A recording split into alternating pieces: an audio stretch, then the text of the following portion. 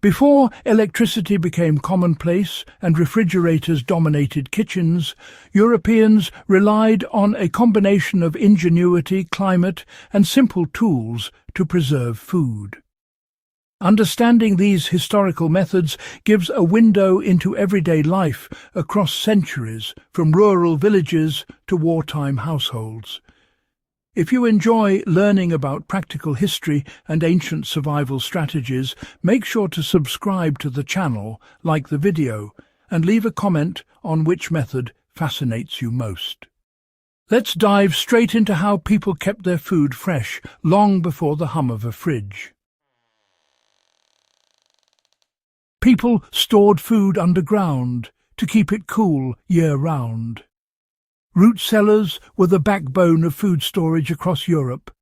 Dug into hillsides or basements, these underground spaces maintained a stable, cool temperature that slowed spoilage.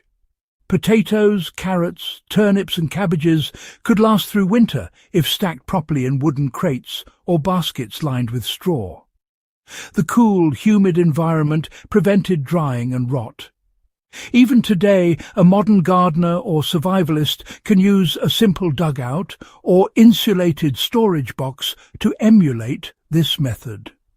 For practical application, storing seasonal produce like squash or apples in a cool, dark basement with straw or sawdust insulation mirrors how our ancestors managed it. Salting and curing meat was essential for survival. Salt has been Europe's primary preservative for centuries. Meat and fish were heavily salted or brined to draw out moisture and inhibit bacterial growth. Large barrels of salted pork or herring would often be stored in cellars or cool pantries. Curing didn't just preserve food, it also made it transportable for long journeys or wartime provisioning. For today's reenactors or preppers, applying this technique involves dry curing cuts of beef or pork with salt and spices, then keeping them in a cool, ventilated space. The principle is simple. Remove moisture, slow bacteria, and you can store protein safely for months. Smoking added flavour and preserved at the same time. Smoking meat and fish was another cornerstone of European preservation, you know. Smokehouses were often small wooden buildings near homes or farms. The smoke from hardwoods like oak or beech not only infused food with flavour, but created a protective layer that slowed spoilage. A simple DIY smoker, or, well, even an outdoor setup, can replicate this process today. Smoked sausages or fish can be hung in an airy, cool room to extend shelf life without refrigeration, demonstrating the dual purpose of this method: preservation and culinary enhancement. Fermentation turned perishable food into long-lasting staples. Fermentation was more than just a culinary tradition. It was a necessity, really. Sauerkraut, pickled cucumbers, and even fermented dairy like kefir or cheese allowed households to store vegetables and milk products through harsh winters. Fermentation relies on controlling bacteria, not killing them, turning raw food into a shelf-stable form while adding nutrients. A modern application could be fermenting cabbages or beets in ceramic crocks in a cool pantry.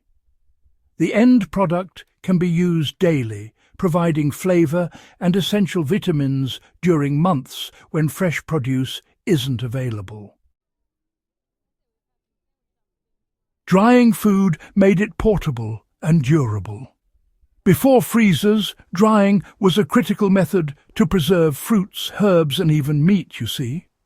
Sun-drying was common in southern Europe, while northern regions relied on heated attics, smoke or specially designed drying racks. Apples, berries and mushrooms were sliced and left to dehydrate over several days. Jerky and dried fish worked similarly. Today, using a dehydrator or even an oven at low temperatures can replicate this ancient technique.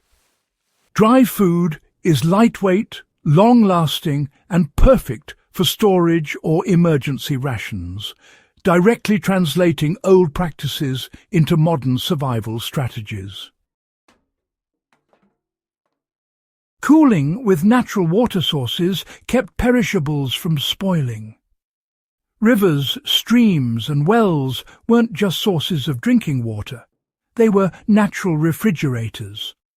Food, particularly milk, butter and eggs, was stored in sealed containers and submerged in running water, or placed in cool, shaded springs. The consistent low temperature of moving water slowed bacterial growth, allowing perishables to last several days longer than in ambient air. Even today, a cold stream or insulated bucket with water can preserve certain items during a heat wave or in off-grid living situations, showing how simple environmental understanding could replace mechanical refrigeration. Using fats and lards created protective barriers for long-term storage. In Europe, preserving meat and cheese in rendered fat, known as confit or rillettes, was a practical solution. By completely submerging cooked food in fat, air and bacteria were kept at bay. This method allowed meat to last for weeks without spoilage. Modern preppers can use the same technique. Cook meat thoroughly, pack it in sterilized jars, and cover with melted fat or lard, storing in a cool, dark place.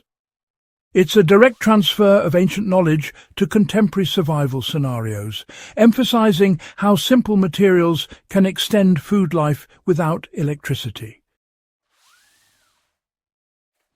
The ingenuity of Europeans before refrigeration demonstrates how resourcefulness shaped daily survival. Root cellars, curing, smoking, fermenting, drying, cooling with water, and preserving in fat weren't just traditions. They were essential strategies that allowed communities to thrive through harsh winters and uncertain times. Each method offers lessons still valuable today for anyone interested in history, sustainable living, or survival preparation. Understanding and experimenting with these practices brings history to life and equips you with tools that worked for centuries. If you found this guide useful, subscribe to the Warpaths of Europe channel for more practical historical insights. Like the video, leave a comment on which storage method you'd try first, and share it with fellow history enthusiasts. Applying these old-world techniques isn't just about nostalgia, it's about learning real, proven ways to manage food in any era.